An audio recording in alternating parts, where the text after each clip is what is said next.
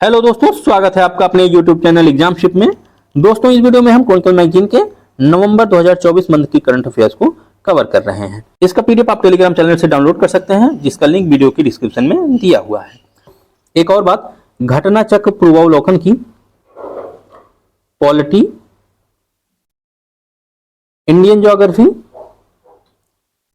और बायोलॉजी, ये तीनों सब्जेक्ट की शॉर्ट नोट तैयार हो चुकी है। जिसको भी इसका शॉर्ट नोट्स चाहिए वह इस नंबर पर व्हाट्सएप करके अधिक जानकारी ले सकता है। इस नंबर को हमने वीडियो के डिस्क्रिप्शन में और कमेंट में भी पिन कर दिया है। अगर अभी तक आपने हमारा चैनल सब्सक्राइब नहीं किया तो प्लीज सब्सक्राइब कर लें, क्योंकि ऐसी वीडियो हम लगातार लाते रहते हैं। तो बिना टाइम वेस्ट किए चलिए शुरू करते हैं। सबसे पहले उत्तर प्रदेश का करंट अफेयर्स देखेंगे। भारत के पहले गिद्ध प्रजनन केंद्र का उद्घाटन, किस गिद्ध का? एशियन किंग वल्चर के लिए। पहला प्रजनन केंद्र कहां पर स्थापित किया गया है भारत का? गोरखपुर वन प्रभाग के कैंपियरगंज रेंज के भारी वैसी में।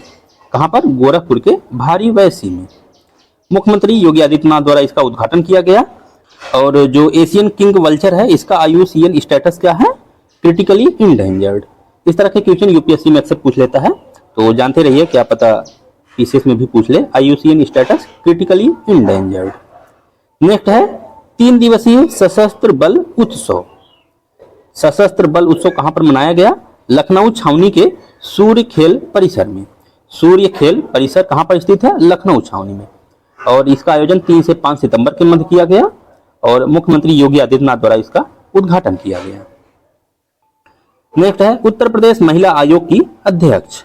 तो उत्तर प्रदेश महिला आयोग की अध्यक्ष किसे नियुक्त किया गया? बबीता चौहान को। मोस्ट इंपॉर्टेंट है, स्टार मार्क कर लीजिए इसको, बबीता चौहान। और 2 उपाध्यक्ष को भी नियुक्त किया गया, अपर्णा यादव और चारू चौधरी को। 1 वर्ष के अवधि के लिए या यूपी सरकार के निर्णय तक आयोग का उपाध्यक्ष दोनों को नियुक्त किया गया है। किसे? अपर्णा यादव और चारू चौधरी को उपाध्यक्ष और अध्यक्ष बबीता चौहान को। 2004 में उत्तर प्रदेश राज्य महिला आयोग अधिनियम 2004 अस्तित्व में आया था। इसमें 1 अध्यक्ष और 2 उपाध्यक्ष शामिल है। अगला है अटल आवासीय विद्यालय के चरणबद्ध विस्तार की योजना। अटल आवासीय विद्यालय के वर्तमान में राज्य में 18 अटल आवासीय विद्यालय हैं। कितने हैं यूपी में? 18 अटल आवासीय विद्यालय हैं। मुख्यमंत्री के अनुसार अगले शैक्षिक सत्र में 57 जिलों में अटल आवासीय विद्यालय स्थापित करने के लिए बेसिक शिक्षा परिषद को धनराशि आवंटित की गई है। अगला है उत्तर प्रदेश डिजिटल मीडिया नीति। इस नीति का उद्देश्य फेसबुक, इंस्टाग्राम और यूट्यूब सहित विभिन्न प्लेटफॉर्म पर सामग्री को विनियमित करना है। इसका उद्देश्य स्थानीय युवाओं और डिजिटल स्टार्टअप के लिए रोजगार सृजन करना भी है। सोशल मीडिया एजेंसी को सब्सक्राइबर और फॉलोअर्स की संख्या के आधार पर 4 व्यापक श्रेणियों में विभाजित किया गया है। एक्स, जो कि इसका पूर्व नाम ट्विटर है, फेसबुक, इंस्टाग्राम पर प्रभावशाली व्यक्तियों को उनकी श्रेणी के अनुसार प्रतिमाह 5 लाख, 4 लाख, 3 लाख, 2 लाख का भुगतान किया जाएगा। और YouTube पर वीडियो, शॉर्ट अथवा पॉडकास्ट के लिए सब्सक्राइबर और फॉलोअर्स के आधार पर परिभाषित श्रेणी के अनुसार 8 लाख रुपए, 7 लाख रुपए, 6 लाख रुपए और 4 लाख रुपए प्रतिमाह दिया जाएगा। नेक्स्ट है कुछ वन लाइनर हैं। वाराणसी में 2023 में शुरू की गई लैब मित्र नामक पहल को मुंबई में आयोजित राष्ट्रीय ई गवर्नेंस सम्मेलन 2024 में राष्ट्रीय ई गवर्नेंस गोल्ड अवार्ड से सम्मानित किया गया। किसे राष्ट्रीय ई गवर्नेंस गोल्ड अवार्ड से सम्मानित किया गया? लैब मित्र को। और लैब मित्र कब शुरू की गई थी? 2023 में वाराणसी में। और एक और क्वेश्चन है इसमें बन सकता है कि राष्ट्रीय ई गवर्नेंस सम्मेलन 2024 कहां पर आयोजित किया गया था? मुंबई में। अगला है पीएम मोदी ने ग्रेटर नोएडा में इंडिया एक्सपो मार्ट में सेमिकॉन इंडिया 2024 का उद्घाटन किया। कहां पर? ग्रेटर नोएडा में सेमिकॉन इंडिया 2024 का उद्घाटन। 11 से 13 सितंबर के मध्य आयोजित इस सम्मेलन की थीम थी शेपिंग द सेमीकंडक्टर फ्यूचर है। उत्तर प्रदेश सरकार ने 8 डेटा सेंटर स्थापित कर सुरक्षित डाटा भंडारण को बढ़ावा देने के लिए 30,000 करोड़ रुपए के निवेश का लक्ष्य रखा है। कितने डेटा सेंटर स्थापित करने का लक्ष्य रखा गया है? 8 डेटा सेंटर। केंद्रीय सामाजिक न्याय एवं अधिकारिता मंत्री वीरेंद्र कुमार ने 17 सितंबर को बुलंदशहर में सामाजिक अधिकारिता शिविर का उद्घाटन किया। सामाजिक अधिकारिता शिविर का उद्घाटन कहां पर किया गया? बुलंदशहर में। यूपी सरकार ने अयोध्या में 5000 की आबादी वाले प्रत्येक गांव को एक आदर्श सौर ग्राम के रूप में विकसित करने का निर्णय लिया है। इसका लक्ष्य 50,000 सौर घर स्थापित करना है। कहां पर? अयोध्या में। अन्य राज्यों के करंट अफेयर्स देख लेते हैं। मुख्यमंत्री ग्रामीण सेतु निर्माण योजना, बिहार सरकार द्वारा इसको शुरू किया गया है, बिहार के ग्रामीण क्षेत्र में कनेक्टिविटी बढ़ाने के उद्देश्य से। नेक्स्ट है बिहार के नए मुख्य सचिव अमृतलाल मीणा, बिहार के नए मुख्य सचिव नियुक्त हुए अमृतलाल मीणा। वृंदावन ग्राम योजना और गीता भवन परियोजना, मध्य प्रदेश सरकार ने गाय संरक्षण, ग्रामीण विकास और दूध उत्पादन में वृद्धि पर ध्यान देने के साथ चयनित ग्राम पंचायतों को मॉडल ग्राम में बदलने के लिए वृंदावन ग्राम योजना शुरू की। अगला है 3 सदस्यीय परिसीमन आयोग का गठन, मध्य प्रदेश सरकार द्वारा संभागों, जिलों और तहसीलों को नए सिरे से सीमांकित करने के लिए। भारत के पहले सिलिकॉन कार्बाइड निर्माण संयंत्र का शिलान्यास, कहां पर? उड़ीसा में। भारत के पहले सिलिकॉन कार्बाइड निर्माण संयंत्र का शिलान्यास। अगला है सुभद्रा योजना का शुभारंभ, प्रधानमंत्री मोदी ने उड़ीसा के भुवनेश्वर में उड़ीसा सरकार की प्रमुख महिला केंद्रित पहल सुभद्रा योजना का शुभारंभ किया। मोस्ट इंपॉर्टेंट हो जाता है क्योंकि इसको प्रधानमंत्री ने शुभारंभ किया है, लेकिन यह उड़ीसा सरकार की प्रमुख योजना है। 21 से 60 वर्ष की आयु की पात्र महिला लाभार्थियों को 5 वर्षों में 50,000 रुपए दिए जाएंगे, 2 किस्तों में सालाना 10,000 रुपए, यानी 5 साल में टोटल 50,000 रुपए दिए जाएंगे। अगला है सीएम किसान योजना का शुभारंभ, पीएम किसान की तर्ज पर सीएम किसान योजना का शुभारंभ, उड़ीसा के मुख्यमंत्री मोहन चरण मांझी द्वारा सीएम किसान योजना का शुभारंभ।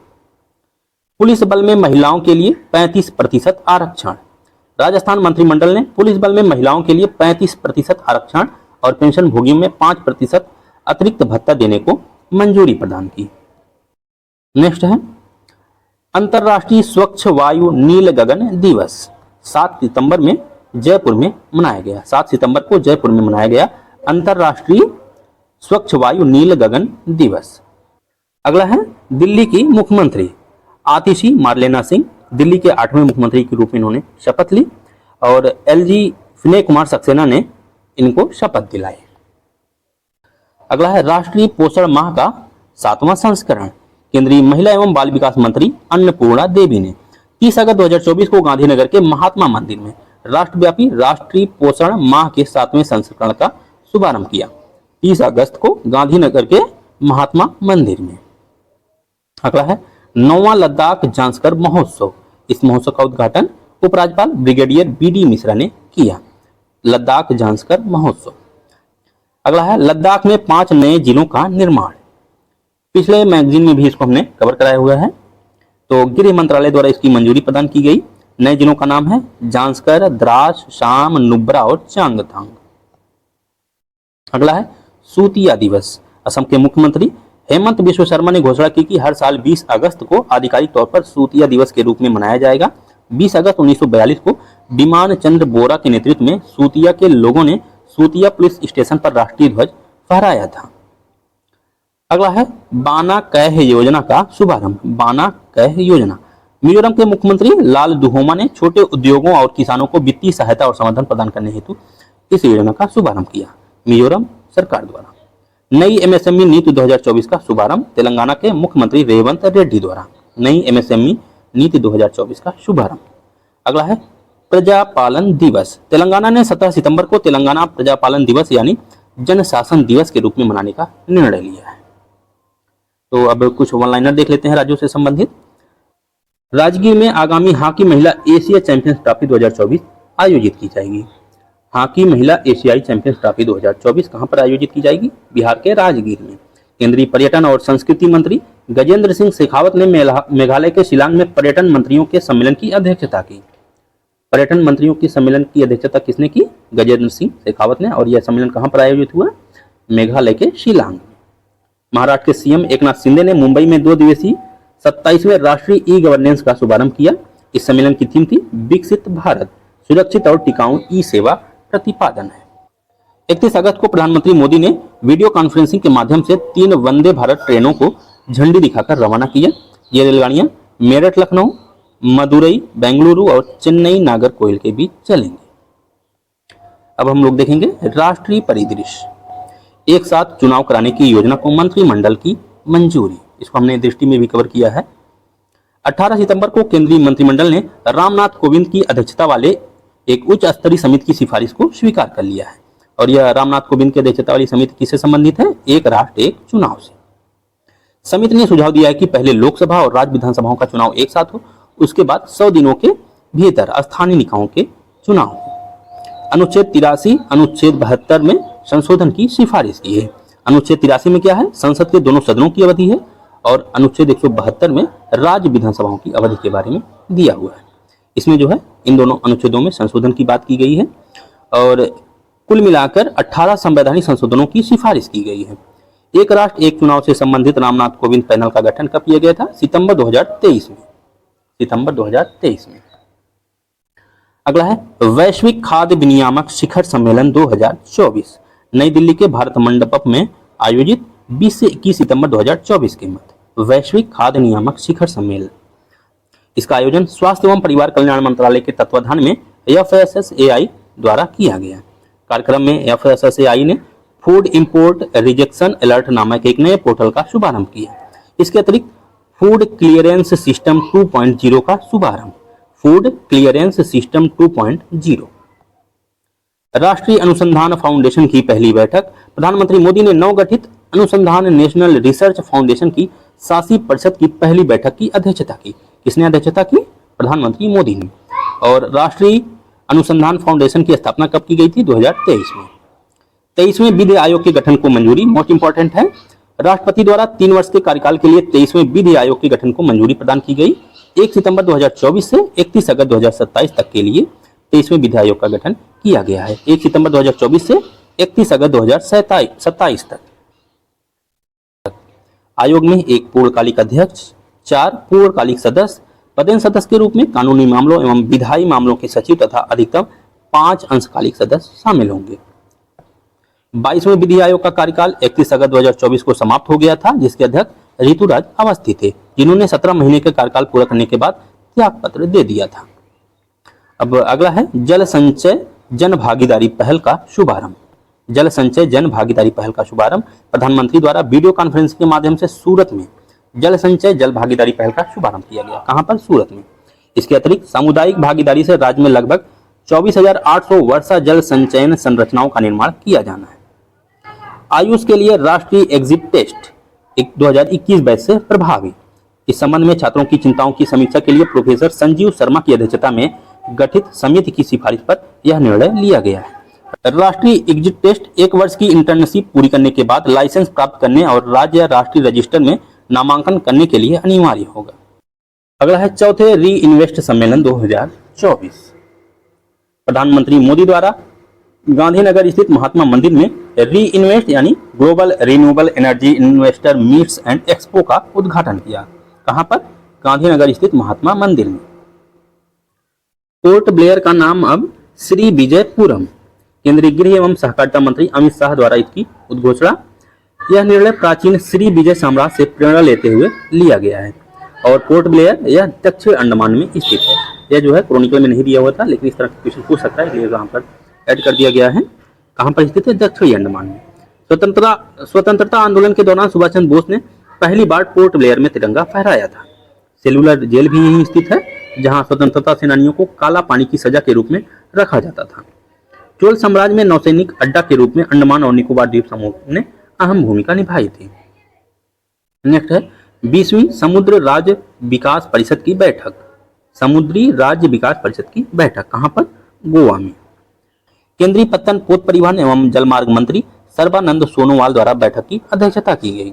बैठक में शुरू की गई प्रमुख पहलें: भारतीय समुद्री केंद्र यानी IMC की शुरुआत, भारतीय अंतर्राष्ट्रीय समुद्री विवाद समाधान केंद्र का शुभारंभ, राष्ट्रीय बंदरगाह सुरक्षा समिति एप्लीकेशन, भारत का सबसे बड़ा ट्रेजर का निर्माण कहां पर किया जाएगा? कोचीन शिपयार्ड लिमिटेड में। कोचीन शिपयार्ड लिमिटेड में हॉलैंड के सहयोग से। समुद्री राज्य विकास परिषद एक उच्च स्तरीय सलाहकार निकाय है जो समुद्री क्षेत्र के विकास पर ध्यान केंद्रित करता है तथा इसकी स्थापना कब की गई थी? 1997 में। अगला है राष्ट्रीय चिकित्सा रजिस्टर पर डॉक्टरों का पंजीकरण शुरू। केंद्रीय स्वास्थ्य मंत्री JP नड्डा ने 23 अगस्त 2024 को राष्ट्रीय चिकित्सा रजिस्टर पोर्टल का शुभारंभ किया। कब? 23 अगस्त 2024 को। अगला है ग्लोबल फिनटेक फेस्ट 2024। इसका आयोजन मुंबई के जियो वर्ल्ड कन्वेंशन सेंटर में किया गया। ग्लोबल फिनटेक फेस्ट 2024 प्रधानमंत्री ने इसको संबोधित किया। भारतीय साइबर अपराध समन्वय केंद्र, गृह मंत्री अमित शाह ने नई दिल्ली में विज्ञान भवन में भारतीय साइबर अपराध समन्वय केंद्र के प्रथम स्थापना दिवस समारोह को संबोधित किया। उन्होंने साइबर कमांड्स कार्यक्रम और सस्पेक्ट रजिस्ट्री का भी उद्घाटन किया। अगला है 8वां भारत जल सप्ताह 2024। 17 सितंबर 2024 को राष्ट्रपति ने नई दिल्ली के भारत मंडपम में 8वीं भारत जल सप्ताह का उद्घाटन किया। कहां पर? नई दिल्ली के भारत मंडपम में। किसने उद्घाटन किया? राष्ट्रपति द्रौपदी मुर्मू ने। और इसकी थीम थी समावेशी जल विकास एवं प्रबंधन के लिए साझेदारी एवं सहयोग। समावेशी जल विकास एवं प्रबंधन के लिए साझेदारी एवं सहयोग। प्रत्येक 2 वर्ष पर जल सप्ताह का आयोजन किया जाता है। नेक्स्ट है NICDP के तहत 12 नए औद्योगिक नोड्स अथवा शहरों को मंजूरी। आर्थिक मामलों की मंत्रिमंडलीय समिति ने राष्ट्रीय औद्योगिक कल्याण विकास कार्यक्रम के अंतर्गत 28,602 करोड़ रुपए के अनुमानित निवेश के साथ 12 नवीन परियोजना प्रस्तावों को मंजूरी दी और 6 प्रमुख गलियारों पर इसकी योजना का निर्माण किया। अगला है देखो अपना देश पीपुल्स चॉइस 2024 पहल। पर्यटन मंत्रालय द्वारा 6 सितंबर को जारी विज्ञप्ति के अनुसार देखो अपना देश पीपुल्स चॉइस 2024 नामक राष्ट्रव्यापी पहल के लिए मतदान 15 सितंबर 2024 तक खुला था। इस पहल की शुरुआत प्रधानमंत्री मोदी ने 7 मार्च 2024 को कहां से की थी? श्रीनगर से। देखो अपना देश पीपुल्स चॉइस 2024 पहल की शुरुआत प्रधानमंत्री मोदी ने की थी 7 मार्च 2024 को श्रीनगर से। ये इंपॉर्टेंट है, कहां से की थी? श्रीनगर से। इस पहल का मुख्य उद्देश्य नागरिकों के साथ मिलकर भारत के सबसे पसंदीदा पर्यटन स्थलों की पहचान करना है। नेक्स्ट है कला एवं संस्कृति। अमेरिका ने भारत को लौटाए 297 पुरावशेष। यह पुरावशेष लगभग 4000 वर्ष पुरानी हैं, जो 2000 ईसा पूर्व से लेकर 1900 ईस्वी तक के हैं। 21 से 23 सितंबर 2024 के दौरान प्रधानमंत्री मोदी की अमेरिका यात्रा के दौरान अमेरिका ने यह पुरावशेष भारत को सौंपे। अगला है सिंधु घाटी सभ्यता की खोज के 100 वर्ष। 20 सितंबर 1924 को जॉन मार्शल ने सिंधु घाटी सभ्यता की खोज की थी और इसके 100 वर्ष पूरे हो गए। विश्व शांति बुद्ध विहार का लोकार्पण। राष्ट्रपति द्रौपदी मुर्मू ने महाराष्ट्र के लातूर जिले में उदगीर में विश्व शांति बुद्ध विहार का उद्घाटन और लोकार्पण किया। कहां पर? लातूर जिले के उदगीर में। इस कार्यक्रम की अध्यक्षता राज्यपाल CP राधाकृष्णन ने की थी। उदगीर का विहार कर्नाटक के कलबुर्गी बुद्ध विहार की प्रतिकृति है। अगला है कर्म उत्सव। 14 सितंबर को विभिन्न राज्यों में जनजातीय आबादी द्वारा फसल उत्सव कर्मा या करम पर्व मनाया गया। यह विशेष रूप से मुंडा, हो, उराव, बैगा, खड़िया और संथाल लोगों के बीच लोकप्रिय है। अगला है जर्मनी में सांची के स्तूप के पूर्वी द्वार की प्रतिकृति। सांची के स्तूप के पूर्वी द्वार की प्रतिकृति। विदेश मंत्री एस जयशंकर ने अपनी जर्मनी यात्रा के दौरान बर्लिन में हम्बोल्ट फोरम संग्रहालय के सामने सांची के महान स्तूप के पूर्वी दीवार की प्रतिकृति का अवलोकन किया। लाल बलुआ पत्थर निर्मित प्रवेश द्वार का अनावरण 2022 में किया गया था। अगला है लोथल डॉकयार्ड के अस्तित्व की पुष्टि। लोथल कहां पर स्थित है? गुजरात में। अध्ययन में पाया गया कि लोथल से साबरमती के रास्ते नौकाएं कच्छ के रण में स्थित एक अन्य महत्वपूर्ण हड़प्पा स्थल धौलावीरा तक जाती थी। नेक्स्ट है जिंजी किला विश्व धरोहर स्थल टैग के लिए नामित। International council on monuments and sites यानी ICOMOS के एक विशेषज्ञ ने 27 सितंबर को तमिलनाडु के विल्लुपुरम जिले में जिंजी किले का दौरा किया। जिंजी किला कहां स्थित है? तमिलनाडु के विल्लुपुरम में, जिसे केंद्र सरकार ने मराठा सैन्य प्रदेश के 11 किलों के साथ इसको भी यूनेस्को के लिए विश्व धरोहर स्थल टैग के लिए नामित किया है। नेक्स्ट है आर्थिकी। इंक्रेड फाइनेंशियल सर्विसेज को पहली ESG इकरा ESG रेटिंग लिमिटेड ने NBFC इंक्रेड फाइनेंशियल सर्विसेज को पहली पर्यावरण, सामाजिक एवं शासन रेटिंग प्रदान की। इसे व्यापक स्थिरता प्रथाओं में सुधार के लिए इम्पैक्ट 57 मॉडरेट रेटिंग मिली है। किसे? इंक्रेड फाइनेंशियल सर्विसेज लिमिटेड को। PCAF पर हस्ताक्षर करने वाला पहला भारतीय bank. Union bank of India ने PCAF यानी partnership on carbon accounting financial, इस पर हस्ताक्षर करने के लिए अपने निर्णय की घोषणा की। PCAF पर किसने हस्ताक्षर किया है? यूनियन बैंक ऑफ इंडिया ने। वित्त वर्ष 2024-25 में जूट उत्पादन में 20% की गिरावट। राष्ट्रीय जूट बोर्ड के सचिव भूषण सिंह ने कोयम्बटूर में आयोजित एक एक्सपो के दौरान कहा कि पश्चिम बंगाल और असम में बाढ़ के कारण वित्त वर्ष 2024-25 में जूट के उत्पादन में 20% की गिरावट आने की उम्मीद है। जूट बोर्ड का गठन राष्ट्रीय जूट बोर्ड अधिनियम 2008 के तहत किया गया है। भारत विश्व का सबसे बड़ा जूट उत्पादक है, जिसकी वैश्विक उत्पादन में 75% की हिस्सेदारी है। अगला है विदेशी मुद्रा कंपाउंडिंग कार्यवाही नियम 2024। संशोधित नियम मौजूदा विदेशी मुद्रा कंपाउंडिंग कार्यवाही नियमों का स्थान लेंगे, जो 2000 में जारी किए गए थे।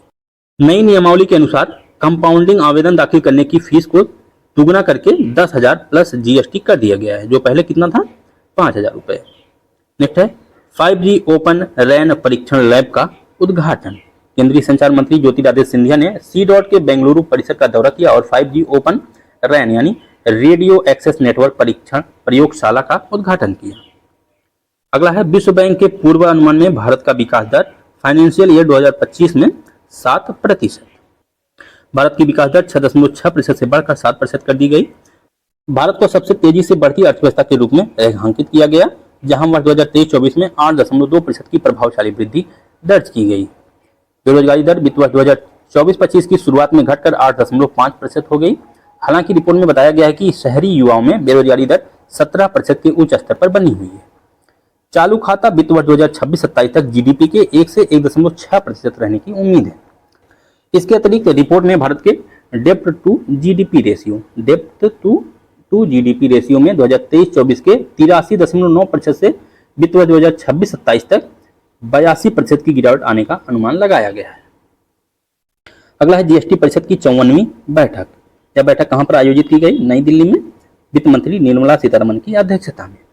जीएसटी परिषद में कैंसर की दवाओं टेस्टुजुमैब, डायरेक्टेन, ओसिमर्टिनिब और डुरवालुमैब पर ये 4 दवाएं हैं जिन पर जीएसटी की दर 12% से घटाकर 5% करने का निर्णय लिया गया है। नमकीन और स्वादिष्ट खाद्य पदार्थों पर जीएसटी दर 18% से घटाकर 12% कर दिया गया। नेक्स्ट है सतत कृषि का वित्त पोषण एक चुनौती। आरबीआई उप गवर्नर। आरबीआई के उप गवर्नर से स्वामीनाथन ने खाद्य सुरक्षा एवं कृषि आय के लिए सतत वित्त पोषण अवसर, चुनौतियां एवं आगे की राह विषय पर आयोजित अंतर्राष्ट्रीय अनुसंधान सम्मेलन को संबोधित किया। जल विद्युत परियोजना हेतु बजटीय सहायता योजना में संशोधन। यह जो है 31,350 मेगावाट की संचयी उत्पादन क्षमता वाली इस योजना को वित्त वर्ष 2024-25 से वित्त वर्ष 2031-32 तक क्रियान्वित किया जाएगा। अगला है NABFID सार्वजनिक वित्तीय संस्थान के रूप में अधिसूचित।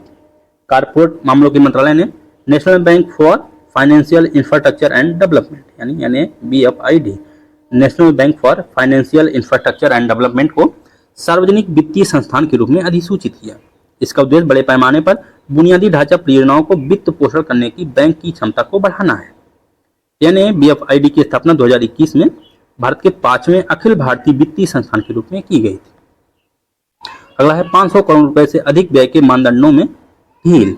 वित्त मंत्रालय ने पूंजीगत व्यय में तेजी लाने के लिए 500 करोड़ रुपए से अधिक के व्यय के मानदंडों में ढील दी है, जो वर्तमान वित्त वर्ष 2024-25 के लिए 11.11 लाख करोड़ रुपए अनुमानित है। अगला है सेबी द्वारा ऋण प्रतिभूतियों को सुव्यवस्थित करने हेतु नियमों में संशोधन। अंतर्राष्ट्रीय परिदृश्य। श्रीलंका के नए राष्ट्रपति। श्रीलंका के नए राष्ट्रपति अनुरा कुमारा दिशानायके श्रीलंका के नए राष्ट्रपति बने। और प्रधानमंत्री की बात करें तो हरिनी अमर सूर्या को श्रीलंका का प्रधानमंत्री नियुक्त किया गया।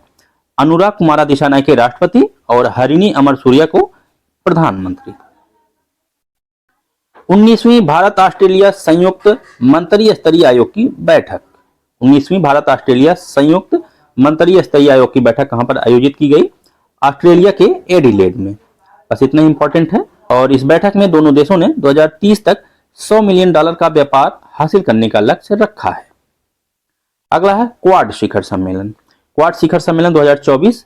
क्वाड क्या है? यह ऑस्ट्रेलिया, भारत, जापान और यूएसए का कूटनीतिक साझेदारी समूह है।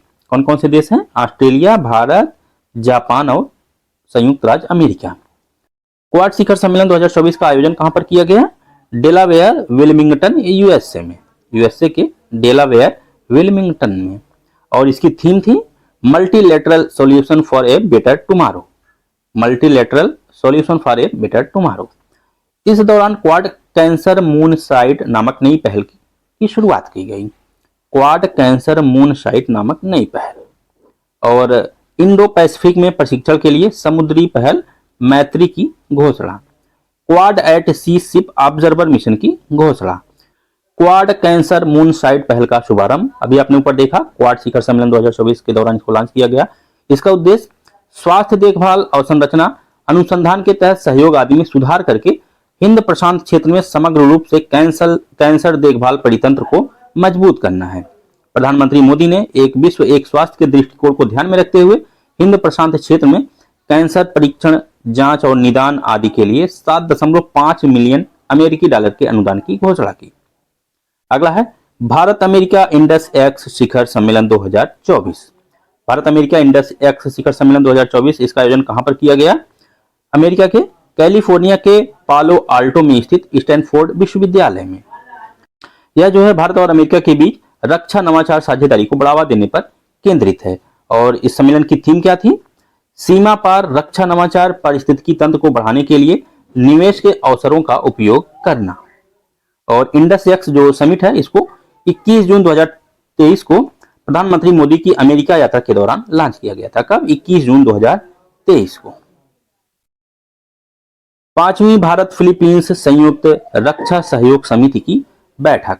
भारत फिलीपींस संयुक्त रक्षा सहयोग समिति की बैठक कहां पर?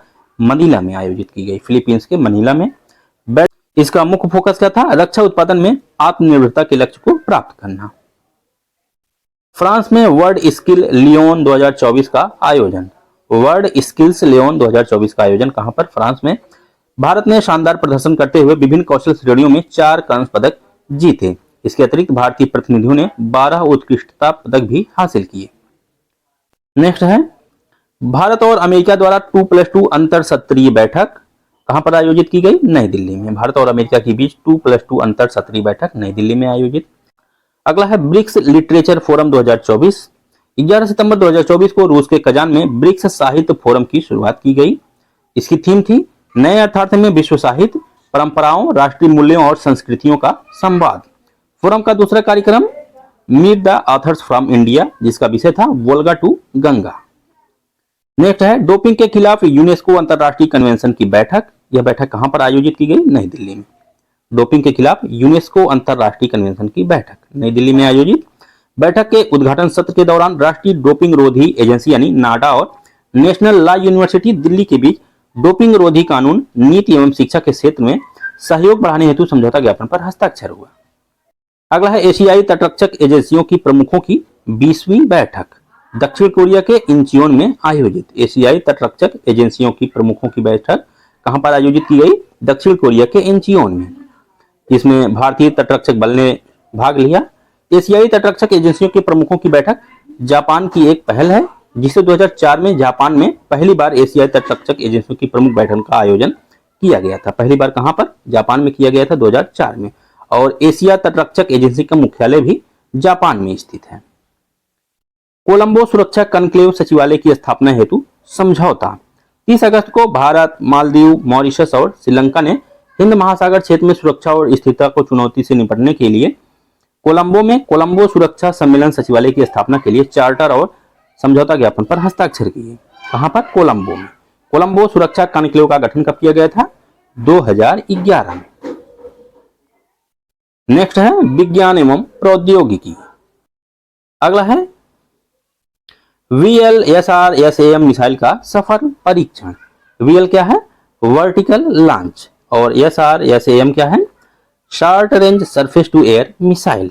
Vertical launch short range surface to air missile, इसका सफल परीक्षण किया गया DRDO द्वारा। कहां पर? उड़ीसा के चांदीपुर स्थित एकीकृत परीक्षण रेंज से। यह परीक्षण एक भूमि आधारित ऊर्ध्वाधर लॉन्चर से किया गया। इसे 40 से 50 किलोमीटर की दूरी और लगभग 15 किलोमीटर की ऊंचाई पर तीव्र गति से आने वाले लक्ष्यों को निशाना बनाने के लिए DRDO द्वारा विकसित किया गया है। नेक्स्ट है भारतीय अंतरिक्ष केंद्र की पहली इकाई के निर्माण को मंजूरी। 18 सितंबर 2024 को प्रधानमंत्री मोदी की अध्यक्षता में केंद्रीय मंत्रिमंडल ने गगनयान कार्यक्रम का दायरा बढ़ाते हुए भारतीय अंतरिक्ष स्टेशन BAS-1 के पहले मॉड्यूल के विकास को मंजूरी दी। गगनयान कार्यक्रम दिसंबर 2018 में स्वीकृत किया गया था। इसरो जो है 2026 तक चल रहे गगनयान कार्यक्रम के अंतर्गत 4 मिशन शुरू करेगा। 2028 तक अंतरिक्ष स्टेशन के पहले मॉड्यूल का विकास। 2035 तक इसरो अंतरिक्ष स्टेशन के पूर्ण परिचालन की स्थिति प्राप्त करने हेतु अतिरिक्त मॉड्यूल बनाने की योजना। क्वांटम एवं 5G 6G प्रौद्योगिकियों के लिए उत्कृष्टता केंद्र हेतु समझौता ज्ञापन। दूरसंचार उत्कृष्टता केंद्र भारत तथा विश्वेश्वरैया टेक्नोलॉजिकल यूनिवर्सिटी के मध्य समझौता ज्ञापन किया गया है। दूरसंचार उत्कृष्टता केंद्र भारत तथा विश्वेश्वरैया टेक्नोलॉजिकल यूनिवर्सिटी के मध्य 8 नए निधि ITBI का उद्घाटन। केंद्रीय राज्य मंत्री स्वतंत्र प्रभार डॉक्टर जितेंद्र सिंह ने वर्चुअल माध्यम से इसका उद्घाटन किया। निधि कार्यक्रम की शुरुआत 2016 में की गई थी। आर्टिफिशियल इंटेलिजेंस पर पहली वैधकारी वैश्विक संधि, ये इंपॉर्टेंट है। AI पर पहली वैधकारी वैश्विक संधि संयुक्त राज्य अमेरिका, यूरोपियन यूनियन और यूनाइटेड किंगडम सहित कई देशों ने लिथुआनिया के विनियस शहर में, ये इंपॉर्टेंट है, लिथुआनिया के विनियस शहर में आयोजित यूरोपीय परिषद के न्याय मंत्रियों के सम्मेलन के दौरान AI पर पहले कानूनी रूप से बाध्यकारी अंतर्राष्ट्रीय संधि पर हस्ताक्षर किए। इस संधि का नाम क्या है? Framework convention on artificial. इस संधि का नाम क्या है? Framework convention on artificial intelligence and human rights, democracy and the rule of law. यह AI कन्वेंशन 57 देश के बीच विचार विमर्श के बाद मई 2024 में अपनाया गया था। अग्नि 4 बैलिस्टिक मिसाइल का सफल परीक्षण। अग्नि 4 यह मध्यम दूरी की बैलिस्टिक मिसाइल है। उड़ीसा के चांदीपुर स्थित एकीकृत रेंज से सफल परीक्षण किया गया और DRDO और भारत डायनेमिक्स लिमिटेड द्वारा इसको संयुक्त रूप से विकसित किया गया है। DRDO और भारत डायनामिक्स लिमिटेड के द्वारा। इनकी जो अग्नि 4 है इसकी मारक क्षमता कितनी है? 4000 किलोमीटर और यह परमाणु आयुध ले जाने में सक्षम है। मटेरियल्स इंजीनियरिंग और प्रौद्योगिकी पर अंतर्राष्ट्रीय सम्मेलन। यह अंतर्राष्ट्रीय सम्मेलन 4 से 6 दिसंबर के मध्य मुंबई में किया गया। ये मुंबई है। GNSS आधारित ECT के नए नियम अधिसूचित। ग्लोबल नेविगेशन सैटेलाइट सिस्टम यानी GNSS वाले वाहनों का उपयोग करने वाले मोटर चालकों को राजमार्गों और एक्सप्रेसवे पर प्रतिदिन 20 किलोमीटर तक टोल फ्री यात्रा करने की अनुमति दी जाएगी। प्रेसिजन थेरेप्यूटिक्स एवं आर्गन ऑन चिप्स प्रौद्योगिकी। प्रेसिजन थेरेप्यूटिक्स में रोगियों की व्यक्तिगत जानकारी के अनुसार दवाओं का विकास और प्रयोग शामिल है। INS मालपे और INS मुल्की का जलावतरण, ये इंपॉर्टेंट है। INS मालपे और INS मुल्की। कोचीन शिपयार्ड लिमिटेड में इन दोनों anti submarine warfare shallow water craft का जलावतरण किया गया। कहां पर? कोचीन शिपयार्ड लिमिटेड में। ये क्या है? Anti submarine warfare shallow water aircraft है और यह जो है 8 anti submarine warfare shallow water craft project का हिस्सा है, जिसे अप्रैल 2019 में भारतीय रक्षा मंत्रालय और कोचीन शिपयार्ड लिमिटेड के मध्य हस्ताक्षरित किया गया था। अगला है जोरावर टैंक का प्रारंभिक ऑटोमोटिव परीक्षण। DRDO ने भारतीय हल्के टैंक जोरावर का सफलतापूर्वक प्रारंभिक ऑटोमोटिव परीक्षण किया। यह क्या है? जोरावर क्या है? हल्का टैंक। यह एक लाइट टैंक है जिसे भारतीय थल सेना को ऊंचाई पर उन्नत क्षमताएं प्रदान करने के लिए डिजाइन किया गया है। अगला है विश्वस्य ब्लॉकचेन टेक्नोलॉजी स्टैक का अनावरण। विश्वस्य ब्लॉकचेन टेक्नोलॉजी स्टैक का अनावरण इलेक्ट्रॉनिक एवं सूचना प्रौद्योगिकी मंत्रालय के सचिव S कृष्णन द्वारा इसका अनावरण किया गया। इसके तहत अधिकृत लोग ब्लॉकचेन आधारित अनुप्रयोगों का अलग अलग उपयोग कर सकते हैं। नेक्स्ट है न्यूरालिंक के ब्लाइंड साइट को ब्रेक थ्रू डिवाइस का दर्जा। ब्रेक थ्रू डिवाइस यानी अभूतपूर्व उपकरण। 17 सितंबर को एलन मस्क के ब्रेन चिप स्टार्टअप न्यूरालिंक के प्रयोग दृष्टि पुनर्स्थापना प्रत्यारोपण उपकरण, और इसको उपकरण का नाम क्या है? Blind site. इसको जो है ब्रेक थ्रू या अभूतपूर्व उपकरण का दर्जा दिया गया है और जो ब्लाइंड साइट है इसे दृष्टिहीनों के लिए विकसित की गई है। विश्व का पहला प्राइवेट स्पेस वॉक। पहली बार व्यावसायिक स्पेस वॉक करने तथा आधी सदी से अधिक समय में पृथ्वी के सबसे अधिक दूरी की यात्रा करने के बाद पोलरिस डॉन मिशन के अंतरिक्ष यात्री 15 सितंबर 2024 को पृथ्वी पर लौट आए। यह मिशन मानव स्वास्थ्य पर अंतरिक्ष विकिरण के प्रभाव का अध्ययन करने के लिए पृथ्वी के उच्च विकिरण वाले क्षेत्र अर्थात दक्षिण अटलांटिक विसंगति और वैन एलन विकिरण बेल्ट की यात्रा की। SpaceX crew dragon capsule Florida के ड्राई टेटुगास तट से दूर मैक्सिको की खाड़ी में उतरा, जिसमें एक अरबपति उद्यमी जेरेड इसाकमैन और उनके 3 निजी अंतरिक्ष यात्री का दल सवार था। अगला है पर्यावरण एवं पारिस्थितिकी। सौर परियोजनाओं को बढ़ावा देने हेतु ट्रस्ट फंड की स्थापना। इस ट्रस्ट फंड की स्थापना किसके द्वारा की गई है? मीगा और आईएसए द्वारा। मीगा क्या है? मल्टीलेटरल इन्वेस्टमेंट गारंटी एजेंसी, और आईएसए इंटरनेशनल सोलर अलायंस। इसका उद्देश्य निवेशकों और ऋणदाताओं को गारंटी प्रदान करके विकासशील देशों में सीमा पार निवेश को बढ़ावा देना। अंतर्राष्ट्रीय सौर गठबंधन की स्थापना भारत तथा फ्रांस द्वारा COP21 पेरिस 2015 में की गई थी। अगला है मिशन मौसम को मंजूरी। केंद्रीय मंत्रिमंडल ने 2 वर्षों में 2000 करोड़ रुपए के परिव्यय के साथ मिशन मौसम को मंजूरी दी। मिशन मौसम को पृथ्वी विज्ञान मंत्रालय द्वारा कार्यान्वित किया जाएगा। पृथ्वी विज्ञान मंत्रालय के 3 संस्थाओं द्वारा। ये संस्थाएं कौन कौन सी हैं? भारतीय मौसम विज्ञान विभाग, भारतीय उष्ण अवधि मौसम पूर्वानुमान केंद्र और भारतीय उष्णकटिबंधीय मौसम विज्ञान संस्थान। और मिशन मौसम का उद्देश्य क्या है? वायुमंडलीय विज्ञान, मौसम निगरानी, पूर्वानुमान और प्रबंधन जैसी क्षमताओं को बढ़ावा देना। नेक्स्ट है भारत की दूसरी सबसे बड़ी तितली प्रजाति सदर्न बर्ड विंग। यह जो है तमिलनाडु के मदुरई जिले के राजमार्ग पर स्थित द अमेरिकन कॉलेज की एक शाखा परिसर में पाई गई। अगला है Bharat international big cat alliance का सदस्य। केंद्रीय मंत्रिमंडल ने भारत के इंटरनेशनल बिग कैट अलायंस के सदस्य बनने के प्रस्ताव को मंजूरी दी। 9 अप्रैल 2023 को भारत के प्रोजेक्ट टाइगर के 50 वर्ष पूरे होने के उपलक्ष्य में प्रधानमंत्री मोदी ने इंटरनेशनल बिग कैट अलायंस का शुभारंभ किया था 9 अप्रैल 2023 को। इसमें 7 बिग कैट्स, जिसमें बाघ, तेंदुआ, हिम तेंदुआ, प्यूमा, जगुआर और चीता शामिल हैं। इनमें से जो 5 बिग कैट हैं वह भारत में पाए जाते हैं। नेक्स्ट है द हैबिटाट ट्रस्ट और HCL फाउंडेशन के साथ ICG का समझौता। नई दिल्ली स्थित ICG मुख्यालय में समुद्री संरक्षण के प्रयासों को मजबूत करने के लिए यह समझौता किया गया है। अगला है कच्छ के रण एवं मोलेम वन की परियोजनाओं को मंजूरी। कच्छ का रण यह गुजरात में स्थित है और मोलेम राष्ट्रीय उद्यान कहां पर स्थित है? गोवा में। और जो राष्ट्रीय वन्यजीव बोर्ड है, राष्ट्रीय वन्यजीव बोर्ड यानी NBWL, यह जो है वन्यजीव संरक्षण अधिनियम 1972 के तहत एक गठित स्टैट्यूटरी बॉडी है। यह 47 सदस्यीय समिति है जिसके अध्यक्ष कौन होते हैं? प्रधानमंत्री। अगला है नेट जीरो जलवायु अनुकूल शहर कार्य परियोजनाएं 2070। 18-19 सितंबर 2024 के मध्य नई दिल्ली में आयोजित जलवायु अनुकूल शहरों के लिए बहुस्तरीय कार्रवाई पर राष्ट्रीय कार्यशाला। कहां पर आयोजित की गई यह कार्यशाला? नई दिल्ली में। इस दौरान दक्षिण और दक्षिण पूर्व एशिया में पहली बार एक साथ 7 नेट जीरो जलवायु अनुकूल शहर कार्य योजना 2070 जारी की गई।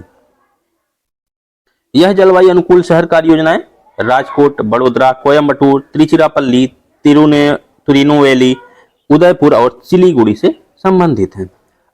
अहमदाबाद के लिए पहले से ही नेट जीरो कार्य योजनाएं घोषित की जा चुकी हैं। इस प्रकार कुल 8 शहर के लिए नेट जीरो जलवायु अनुकूल शहर कार्य योजनाएं जारी की जा चुकी हैं। वर्तमान तकनीकी के आधार पर 2070 तक 91% तक उत्सर्जन में कमी का लक्ष्य है। अगला है WMO ओजोन UV बुलेटिन का दूसरा संस्करण। नवीनतम आंकड़ों के अनुसार समतापमंडल ओजोन परत धीरे धीरे ठीक हो रहा है और आने वाले दशकों में वायुमंडल में अधिकांश हिस्सों की रिकवरी पूरी हो जाएगी। ओजोन दिवस 16 सितंबर को मनाया जाता है। इस वर्ष ओजोन दिवस की थीम क्या थी? Montreal protocol advancing climate actions. अगला है वन्यजीव पर्यावासों का एकीकृत विकास योजना। 11 सितंबर 2024 को मंत्रिमंडल ने 15वें वित्त आयोग की अवधि के लिए IDWH की केंद्र प्रायोजित योजनाओं को जारी रखने को मंजूरी दी, जिसका कुल परिव्यय 2602.98 करोड़ रुपए है। इस योजना के तहत कुल 55 बाघ अभ्यारण्य, 33 हाथी अभ्यारण्य और 718 संरक्षित क्षेत्र और उनके क्षेत्र लाभान्वित होंगे। इस दायरे में आने वाले प्रोजेक्ट लायन को भी प्रोजेक्ट लायन एक्ट 2047 अमृतकाल के लिए एक दृष्टिकोण नामक दस्तावेज में परिकल्पित गतिविधियों के अनुसार मजबूत किया जाएगा। अगला है अदरक की 6 नई प्रजातियों की खोज। अदरक की 6 नई प्रजातियों की खोज IISER की 2 वैज्ञानिकों विनीता गौंडा और ऋतु यादव ने इन प्रजातियों की खोज की है। नेक्स्ट है एंटीबायोटिक प्रदूषण से निपटने वाले।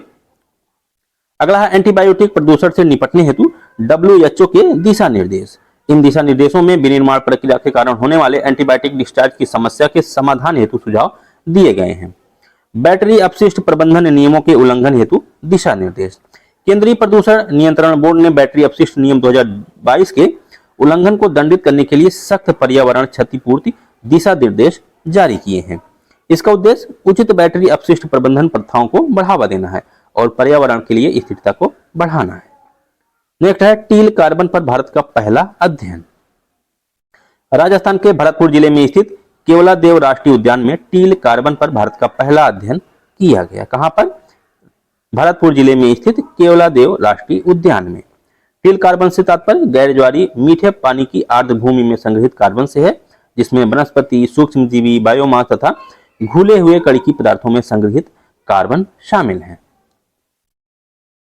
नेक्स्ट है रिपोर्ट्स एवं सूचकांक। राज्य खाद्य सुरक्षा सूचकांक 2024, इसे FSSAI द्वारा जारी किया गया। इसमें केरल पहले स्थान पर, तमिलनाडु दूसरे और जम्मू कश्मीर तीसरे स्थान पर रहा। केरल ने वित्त वर्ष 2023-24 में अपने निरीक्षण लक्ष्य का 100% से अधिक हासिल किया। पूर्वोत्तर राज्यों में नागालैंड को विशेष मान्यता दी गई। नेक्स्ट है state of rhino 2024 report. State of rhino 2024 report, इसे अंतरराष्ट्रीय राइनो फाउंडेशन द्वारा जारी किया गया। राइनो की सभी 5 प्रजातियों को मिलाकर दुनिया में लगभग 28,000 गैंडे बचे हुए हैं। यह 5 प्रजातियां हैं: सफेद, काले, भारतीय, जावा और सुमात्रा गैंडे। अगला है वैश्विक साइबर सुरक्षा सूचकांक 2024, इसे जो है अंतरराष्ट्रीय दूरसंचार संघ द्वारा जारी किया गया। वैश्विक साइबर सुरक्षा सूचकांक 2024, यह जो है 5 स्तंभों में देश स्तरीय साइबर सुरक्षा प्रतिबद्धताओं का मूल्यांकन करता है। भारत ने वैश्विक साइबर सुरक्षा सूचकांक 2024 में शीर्ष स्तर यानी टियर 1 का दर्जा प्राप्त करके साइबर सुरक्षा प्रयासों में एक महत्वपूर्ण मील का पत्थर स्थापित किया। भारत जो है 100 में से 98.49 के स्कोर के साथ रोल मॉडल देश के श्रेणी में शामिल हो गया। भविष्य में संभावित महामारी की तैयारियों पर नीति आयोग की रिपोर्ट में चेतावनी दी गई है कि 75% सार्वजनिक स्वास्थ्य खतरे जानवरों से फैलने वाली बीमारियों से होंगे। इसके लिए वन हेल्थ अप्रोच पर जोर दिया गया। महत्वपूर्ण ऊर्जा संक्रमण खनिजों पर संयुक्त राष्ट्र की रिपोर्ट। ऊर्जा संक्रमण के लिए संसाधन जुटाना, महत्वपूर्ण ऊर्जा संक्रमण खनिजों को समानता और न्याय की दिशा में ले जाने के सिद्धांत नामक रिपोर्ट में 7 प्रमुख मार्गदर्शक सिद्धांतों एवं 5 कार्यान्वयन योग्य सिफारिश की रूपरेखा प्रस्तुत की गई है। रिपोर्ट के अनुसार 2030 तक महत्वपूर्ण ऊर्जा संक्रमण खनिजों की मांग 3 गुना हो जाने की संभावना है। महत्वपूर्ण ऊर्जा संक्रमण खनिज वे खनिज हैं जो नवीकरणीय ऊर्जा के निर्माण, उत्पादन, वितरण और भंडारण के लिए आवश्यक हैं, जैसे तांबा, कोबाल्ट, निकेल, लिथियम, ग्रेफाइट आदि। नेक्स्ट है हेल्थ डायनामिक्स ऑफ इंडिया 2023। 9 सितंबर 2024 को केंद्रीय स्वास्थ्य सचिव अपूर्व चंद्रा ने भारत के स्वास्थ्य आयाम 2023-24 नामक वार्षिक प्रकाशन जारी किया। रिपोर्ट के अनुसार 21 मार्च 2023 तक भारत में कुल 31,882 प्राथमिक स्वास्थ्य केंद्र, 6,359 सामुदायिक स्वास्थ्य केंद्र और 1,340 जिला अस्पताल तथा 362 मेडिकल कॉलेज हैं, जो ग्रामीण और शहरी दोनों क्षेत्रों में सेवा प्रदान करते हैं। अगला है खाद्य तेलों में वृद्धि को गति देने के मार्ग और रणनीति। नीति आयोग के उपाध्यक्ष सुमन बेरी द्वारा आत्मनिर्भरता के लक्ष्य की ओर खाद्य तेलों में वृद्धि को गति देने के लिए मार्ग और रणनीतियां नामक रिपोर्ट जारी की गई। रिपोर्ट के अनुसार खाद्य तेल की प्रति व्यक्ति खपत में व्यापक वृद्धि हुई है, जो 19.7 किलोग्राम प्रति वर्ष तक पहुंच गई है। 2022-23 में घरेलू उत्पादन से देश की आवश्यकताओं का केवल 40 से 45% ही पूरा हो पाया है। अगला है योजना एवं कार्यक्रम। पीएम ई ड्राइव योजना को मंजूरी। इलेक्ट्रॉनिक वाहनों को बढ़ावा देने के लिए PM electric drive revolution in innovative vehicles enhancement यानी पीएम ई ड्राइव योजना। इस योजना के अंतर्गत भारी उद्योग मंत्रालय के प्रस्ताव को मंजूरी। इस योजना हेतु 2 वर्षों की अवधि में 10,900 करोड़ रुपए आवंटित किए जाएंगे। प्रधानमंत्री अन्नदाता आय संरक्षण अभियान यानी पीएम आशा। मंत्रिमंडल ने पीएम आशा योजना को जारी रखने को मंजूरी दी। इस योजना को 15वें वित्त आयोग के दौरान 2025-26 तक 35,000 करोड़ रुपए का कुल वित्तीय व्यय होगा। इसका उद्देश्य किसानों को लाभकारी मूल्य प्रदान करना और उपभोक्ताओं के लिए आवश्यक वस्तुओं की कीमतों में उतार चढ़ाव को नियंत्रित करना है। सरकार ने मूल्य समर्थन योजना और मूल्य स्थितीकरण कोष योजनाओं को पीएम आशा में एकीकृत किया है। अगला है राष्ट्रीय पेंशन प्रणाली यानी एनपीएस वात्सल्य योजना। वित्त मंत्री निर्मला सीतारमण ने नई दिल्ली में नाबालिगों के लिए राष्ट्रीय पेंशन प्रणाली एनपीएस वात्सल्य योजना का शुभारंभ किया। किसके लिए? नाबालिगों के लिए। इसका शुभारंभ देश के 75 स्थानों पर एक साथ किया गया, जिसमें नाबालिग ग्राहकों को 250 से अधिक यानी 250 से अधिक अस्थायी सेवानिवृत्ति खाता संख्या पीआरएएन कार्ड वितरित किए गए। अगला है बायोराइड। बायोराइड क्या है? Biotechnology research innovation and entrepreneurship development scheme यानी बायोराइड। इस योजना हेतु 15वें वित्त आयोग की अवधि 2021-22 से लेकर 2025-26 के दौरान प्रस्तावित परिव्यय 9,197 करोड़ रुपए है। इसका उद्देश्य देश में नवाचार को बढ़ावा देना और जैव उद्यमिता को प्रोत्साहित करना है। प्रधानमंत्री जनजातीय उन्नत ग्राम अभियान को मंजूरी। 79,156 करोड़ रुपए के परिव्यय के साथ 18 सितंबर 2024 को इस योजना की शुरुआत की गई। प्रधानमंत्री जनजातीय उन्नत ग्राम अभियान जनजातीय बहुल गांवों और आकांक्षी जिलों में समुदायों की सामाजिक आर्थिक स्थिति में सुधार हेतु इसको मंजूरी प्रदान की गई है। इस मिशन में 25 कार्यक्रम शामिल हैं, जिन्हें 17 मंत्रालयों द्वारा कार्यान्वित किया जाएगा। डीपीआईआईटी द्वारा डिजिटल प्लेटफॉर्म भास्कर का शुभारंभ। भास्कर यानी Bharat startup knowledge access registry Bhaskar initiative, इसे जो है 16 सितंबर 2024 को शुभारंभ किया गया। यह एक ऐसा मंच है जिसे स्टार्टअप्स, निवेशकों, सलाहकारों, सेवा प्रदाताओं, सरकारी निकाय सहित उद्यम संबंधी इकोसिस्टम के भीतर प्रमुख हितधारकों के बीच सहयोग को केंद्रीकृत एवं सुव्यवस्थित करने के लिए तैयार किया गया है। नेक्स्ट है संसदीय कार्य मंत्रालय द्वारा 6 पहलों का शुभारंभ। 11 सितंबर को संसदीय कार्य मंत्री किरण रिजिजू ने नई दिल्ली में मंत्रालय की 100 दिवसीय उपलब्धियों के उपलक्ष्य में 6 पहलों अथवा पोर्टलों का शुभारंभ किया गया। सीमांत श्रमिकों के लिए पीएम आवास योजना का विस्तार। केंद्रीय मंत्रिमंडल ने प्रधानमंत्री आवास योजना को वित्त वर्ष 2024-25 से बढ़ाकर 2028-29 तक 5 वर्ष के लिए विस्तार करने को मंजूरी दी है। कब से? 2024-25 से बढ़ाकर कितना कर दिया गया? 2028-29 तक। इसका उद्देश्य पात्र लाभार्थियों को 2 करोड़ अतिरिक्त घर उपलब्ध कराना है। वरिष्ठ नागरिकों के लिए पीएम जन आरोग्य योजना का विस्तार।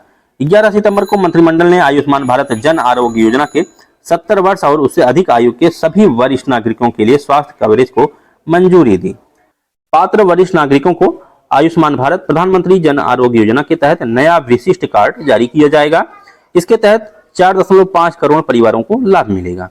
आयुष्मान भारत प्रधानमंत्री जन आरोग्य योजना की शुरुआत 23 सितंबर 2018 को की गई थी। इसका उद्देश्य 12 करोड़ से अधिक ग्रामीण गरीब एवं वंचित परिवारों लगभग 55 करोड़ लाभार्थियों को माध्यमिक और तृतीय देखभाल अस्पताल में भर्ती के लिए प्रतिवर्ष प्रति परिवार 5 लाख रुपए का स्वास्थ्य कवर प्रदान करना है। नेक्स्ट है रंगीन मछली मोबाइल ऐप का शुभारंभ। केंद्रीय मत्स्य पालन, पशुपालन एवं डेयरी मंत्री राजीव रंजन सिंह ने भुवनेश्वर स्थित भारतीय कृषि अनुसंधान परिषद, केंद्रीय मीठा जल जीव पालन अनुसंधान संस्थान में रंगीन मछली मोबाइल ऐप का शुभारंभ किया। नेक्स्ट है retired sports person empowerment training यानी रीसेट कार्यक्रम का शुभारंभ। रीसेट कार्यक्रम 29 अगस्त को युवक मामले एवं खेल मंत्रालय द्वारा इसका शुभारंभ किया गया। इसका उद्देश्य सेवानिवृत्त खिलाड़ियों के करियर विकास एवं रोजगार क्षमता में वृद्धि हेतु ज्ञान और कौशल से सशक्त बनाना। 20 से 50 वर्ष के सेवानिवृत्त एथलीट जिन्होंने अंतर्राष्ट्रीय राष्ट्रीय प्रतियोगिता में भाग लिया हो या पदक प्राप्त किया हो, इस कार्यक्रम के तहत योग्य हैं। 20 से 50 वर्ष के सेवानिवृत्त एथलीट। नेक्स्ट है नई बायो E3 नीति का अनावरण। बायो E3 मतलब biotechnology for economy, environment and employment. उच्च प्रदर्शन करने वाले जैव विनिर्माण को बढ़ावा देने वाले इस नीति को मंत्रिमंडल द्वारा 24 अगस्त को मंजूरी प्रदान की गई। यह जो है 6 क्षेत्रों पर ध्यान केंद्रित करता है। बायोपॉलीमर एवं एंजाइम, स्मार्ट प्रोटीन एवं फंक्शनल फूड, सटीक जैव चिकित्सा, जलवायु सहनशील कृषि, कार्बन स्तर में कमी एवं इसका उपयोग, समुद्री एवं अंतरिक्ष अनुसंधान। अगला है सी बॉक्स पोर्टल। सी बॉक्स पोर्टल महिला एवं बाल विकास मंत्रालय द्वारा इसको लॉन्च किया गया। कार्यस्थल को महिलाओं के लिए सुरक्षित बनाने के उद्देश्य से इसमें सरकारी और निजी क्षेत्र दोनों शामिल हैं। अगला है बैंकिंग, वित्तीय सेवा, उद्योग एवं व्यवसाय। मास्टर कार्ड की वैश्विक पेमेंट पास की सेवा। ऑनलाइन शॉपिंग को पहले से अधिक सुरक्षित और सरल बनाने के लिए पेमेंट पास की सेवा किसके द्वारा? मास्टर कार्ड द्वारा। भारत का पहला मल्टी ब्रांड को ब्रांडेड क्रेडिट कार्ड। मुंबई में आयोजित ग्लोबल फिनटेक फेस्ट के दौरान फिंच स्टार्टअप पीओपी ने रुपे एवं यस बैंक के सहयोग से भारत के पहले मल्टी ब्रांड को ब्रांडेड क्रेडिट कार्ड का शुभारंभ किया। भारत सरकार विंडफॉल टैक्स को घटाया। भारत सरकार ने घरेलू कच्चे तेल पर लगने वाले विंडफॉल टैक्स को 2100 प्रति टन से घटाकर 1850 प्रति टन कर दिया है। भारत में पहली बार 1 जुलाई 2022 को अप्रत्याशित लाभ कर लगाया गया था। विंडफॉल टैक्स को अप्रत्याशित लाभ कर भी कहते हैं। पोर्ट टैलबोट परियोजना हेतु टाटा स्टील का समझौता। टाटा स्टील ने वेल्स के टैलबोट स्टील वर्क्स में अपनी महत्वाकांक्षी 1.25 बिलियन पाउंड की हरित स्टील परियोजनाओं को आगे बढ़ाने के लिए यूके सरकार के साथ 500 मिलियन पाउंड के अनुदान वित्त पोषण समझौते पर हस्ताक्षर किए। नेक्स्ट है यूएई भागीदारों के साथ एसआईडीएम के रक्षा सहयोग समझौते। रक्षा सहयोग बढ़ाने हेतु society of Indian defence manufacturer यानी एसआईडीएम ने अमीरात रक्षा कंपनी परिषद ईडीसीसी और एज ग्रुप यूएई के साथ रक्षा सहयोग पर 2 समझौता ज्ञापनों पर हस्ताक्षर किए। और नेक्स्ट है टाटा मोटर्स फाइनेंस एवं टाटा कैपिटल के विलय को मंजूरी। पे ग्लोकल को पेमेंट एग्रीगेटर लाइसेंस हेतु आरबीआई की मंजूरी। इसे पे जी लोकल। और टाटा एआईए ने गिफ्ट सिटी में खोली ऑफशोर शाखा। चर्चित व्यक्ति रणधीर सिंह। नई दिल्ली में आयोजित एशियाई ओलंपिक परिषद की 44वें आम सभा के दौरान अध्यक्ष चुने जाने वाले पहले भारतीय बने रणधीर सिंह। मनु भाकर 2 ओलंपिक पदक विजेता मनु भाकर को पत्तन पोत परिवहन एवं जलमार्ग मंत्रालय के लिए ब्रांड एम्बेसडर नियुक्त किया गया है। स्टार मार्क कर लीजिए, तो इंपॉर्टेंट है ये। मनु भाकर को पत्तन पोत परिवहन एवं जलमार्ग मंत्रालय का ब्रांड एम्बेसडर नियुक्त किया गया। प्रमुख नियुक्तियां देख लेते हैं। नए कैबिनेट सचिव डॉक्टर टीवी सोमनाथन। इन्होंने राजीव गौबा की सेवानिवृत्ति के बाद कैबिनेट सचिव का पदभार ग्रहण किया। टीवी सोमनाथन। राजेश वर्मा वायु गुणवत्ता प्रबंधन आयोग के नए पूर्णकालिक अध्यक्ष का पदभार इन्होंने ग्रहण किया। कौन? राजेश वर्मा। वायु गुणवत्ता प्रबंधन आयोग का पूर्णकालिक अध्यक्ष राजेश वर्मा। अमरप्रीत सिंह वायुसेना प्रमुख यानी चीफ ऑफ एयर स्टाफ के रूप में इन्होंने पदभार ग्रहण किया। अमरप्रीत सिंह अभी तक वे वायुसेना के उप प्रमुख के रूप में कार्यरत थे। इन्होंने एयर चीफ मार्शल विवेक राम चौधरी का स्थान लिया। किसने? Amarpreet Singh. Air marshal SP Dharkar इन्हें वायुसेना का अगला उप प्रमुख नियुक्त किया गया। नेक्स्ट है अनुराग गर्ग ये नारकोटिक्स कंट्रोल ब्यूरो यानी एनसीबी का इन्हें महानिदेशक नियुक्त किया गया। अमृत मोहन प्रसाद इन्हें एसएसबी यानी सीमा सुरक्षा बल का महानिदेशक नियुक्त किया गया। अमृत मोहन प्रसाद। अशोक राज सिगडेल नेपाली सेना के 45वें सेना प्रमुख के रूप में इन्होंने पदभार ग्रहण किया। अशोक राज सिडगेल। जफर हसन जॉर्डन के नए प्रधानमंत्री नियुक्त हुए। जफर हसन। निधन जयंत कुमार पुशीलाल। द्रोणाचार्य पुरस्कार विजेता table tennis coach Jayant Kumar का 63 वर्ष की आयु में कोलकाता में निधन हुआ। सीताराम येचुरी ये इंपॉर्टेंट है। भारतीय कम्युनिस्ट पार्टी मार्क्सवादी के महासचिव सीताराम येचुरी का नई दिल्ली में निधन हो गया। के चेल्लप्पन प्रसिद्ध अंग्रेजी शिक्षक अनुवादक के चेल्लप्पन का चेन्नई में निधन। अरुणा वासुदेव प्रसिद्ध फिल्म विद्वान आलोचक फेस्टिवल क्रिएटर इनका हाल ही में निधन। पुरस्कार एवं सम्मान। लापता लेडीज ऑस्कर 2025 हेतु आधिकारिक प्रविष्टि। फिल्म फेडरेशन ऑफ इंडिया द्वारा किरण राव की फिल्म लापता लेडीज को ऑस्कर 2025 के लिए भारत की आधिकारिक प्रविष्टि के लिए चुना गया है। लापता लेडीज को। संगीत कला विभूषण लाइफ टाइम अचीवमेंट पुरस्कार। महाराष्ट्र के राज्यपाल सीपी राधाकृष्णन ने नादस्वरम वादक शेषमपट्टी शिवलिंगम को कला विभूषण लाइफ टाइम अचीवमेंट पुरस्कार से सम्मानित किया। मिस यूनिवर्स इंडिया 2024 राजस्थान के जयपुर में आयोजित गुजरात की रिया सिन्हा ने मिस यूनिवर्स इंडिया 2024 का खिताब जीता। अब यह वैश्विक मिस यूनिवर्स 2024 प्रतियोगिता में भारत का प्रतिनिधित्व करेंगी, जो नवंबर 2024 में मैक्सिको में आयोजित होने वाली है। आईसीएमआर को संयुक्त राष्ट्र पुरस्कार। भारतीय आयुर्विज्ञान अनुसंधान परिषद आईसीएमआर को प्रतिष्ठित 2024 eight UN inter agency task force award 2024 प्रदान किया गया है। नेक्स्ट है युद्धाभ्यास। अभ्यास वरुण का 22वां संस्करण, भारत और फ्रांस की नौसेना के मध्य। अभ्यास वरुण यह जो है भूमध्य सागर में आयोजित किया गया। भारतीय नौसेना का P-8 विमान इसमें शामिल हुआ। युद्धाभ्यास 2024 भारत व संयुक्त राज्य अमेरिका के बीच, यह 20वां संस्करण था। राजस्थान के महाजन फील्ड फायरिंग रेंज में आयोजित किया गया। तरंग शक्ति 24 चरण 2, ये इंपॉर्टेंट है। भारतीय वायुसेना द्वारा जोधपुर में आयोजित किया गया 30 अगस्त से 14 सितंबर तक। डेट याद रखिएगा, 30 अगस्त से 14 सितंबर तक। इसमें Australia, America, Greece, Bangladesh, Singapore और यूएई सहित 10 देश की वायुसेनाओं ने भाग लिया। और ये चरण 2 है। चरण 1 का जो आयोजन था वह कहां पर किया गया था? तमिलनाडु के सुलूर एयर बेस पर 6 से 14 अगस्त 2024 के मध्य। तमिलनाडु के सुलूर एयर बेस में पहला चरण। दूसरा चरण कहां पर? जोधपुर में आयोजित किया गया था। नेक्स्ट है संयुक्त सैन्य अभ्यास अल नजा, इसका 5वां संस्करण। अल नजा भारत और ओमान के बीच, ओमान के सलाला में रबकुट प्रशिक्षण क्षेत्र में आयोजित किया गया। अल नजा भारत व ओमान के मध्य। चर्चित पुस्तकें Shri Ram in Tamilagam and separable bond, doctor D.K. Hari एवं डॉक्टर D.K. हेमाहरि। नेक्स्ट है खाकी इन स्थित प्रज्ञ अनिल रतूड़ी, खाकी in Sthit Pragya Anil Raturi. Beyond biryani Hyderabad dream factories Dinesh C. Sharma. The DMK years ascent descent survival R. Kannan. Swallowing the sun Lakshmi Murudeshwari Puri, swallowing the sun Lakshmi Murudeshwari Puri. चर्चित दिवस 2 सितंबर को विश्व नारियल दिवस, इसकी थीम थी coconut for a circular economy building partnership of maximum value.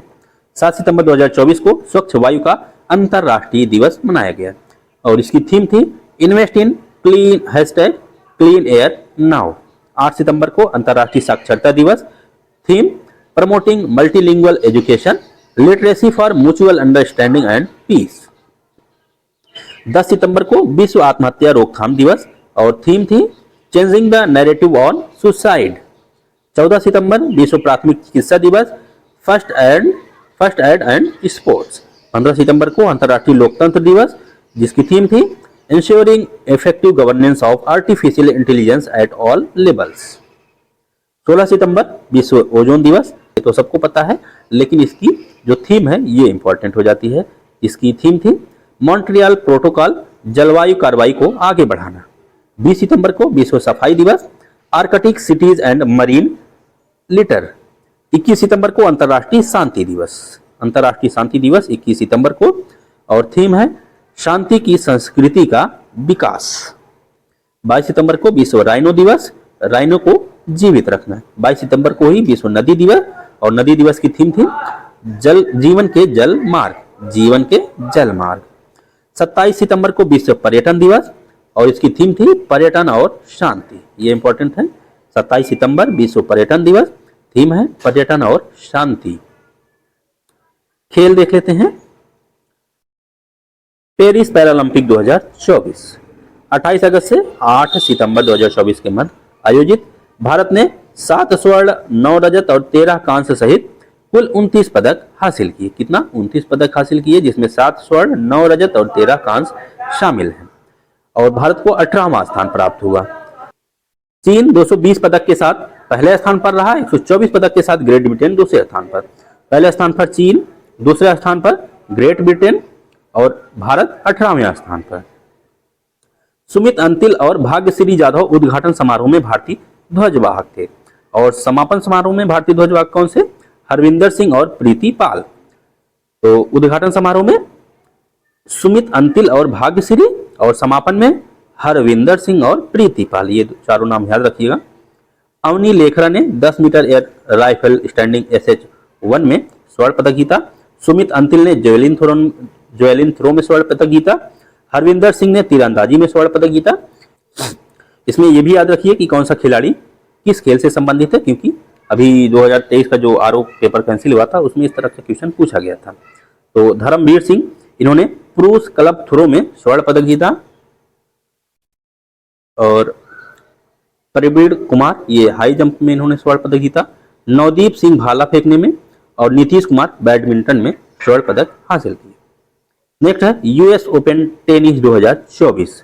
US open tennis 2024 के पुरुष विजेता रहे जेनेनिक सिनर, और महिला एकल विजेता आर्यना सवालेंका।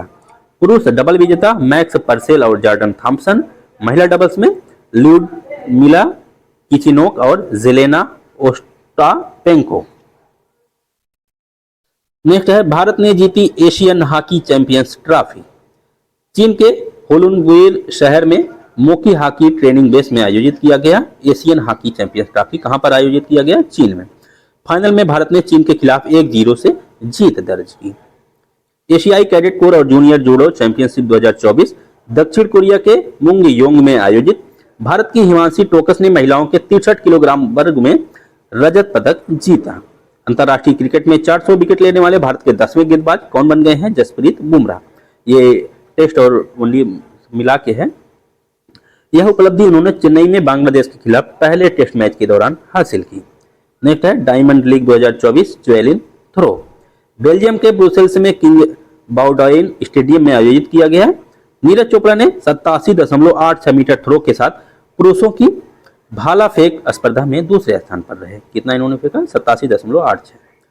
अंडर 20 विश्व कुश्ती चैंपियनशिप 2024 स्पेन में आयोजित किया गया। भारत ने 1 स्वर्ण 1 रजत और 5 कांस्य सहित 7 पदक हासिल किए। 1 स्वर्ण 1 रजत और 5 जो है कांस्य, टोटल 7 पदक भारत ने हासिल किए। महिलाओं की 76 किलोग्राम फ्री स्टाइल में ज्योति बेरवाल ने स्वर्ण पदक जीता। ज्योति बेरवाल ने। नेक्स्ट है वन लाइनर। वन लाइनर को आप लोग पीडीएफ से कवर कर लीजिएगा। पीडीएफ को हमने टेलीग्राम ग्रुप में शेयर कर दिया है, जिसका लिंक वीडियो के डिस्क्रिप्शन में दिया हुआ है। अगर आपको वीडियो यूजफुल लगा हो तो प्लीज वीडियो को लाइक करें और चैनल को सब्सक्राइब करें। Thank you.